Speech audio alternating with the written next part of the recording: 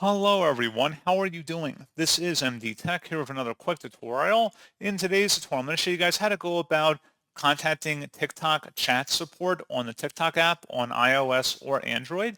So this should hopefully be a pretty straightforward process here, guys. And without further ado, let's go ahead and jump straight into it.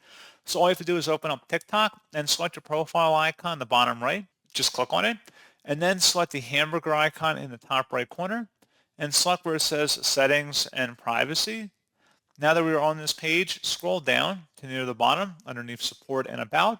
Select where it says Report a Problem, and then scroll down again, and select where it says Chat with Us at the bottom.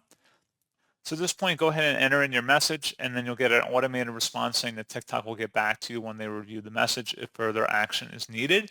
And that's pretty much all you have to do. And you can access previous chat logs as well by scrolling up. So like I said, pretty straightforward process. And as always, thank you for watching. I do hope I was able to help you out, and I do look forward to catching you all in the next tutorial. Goodbye.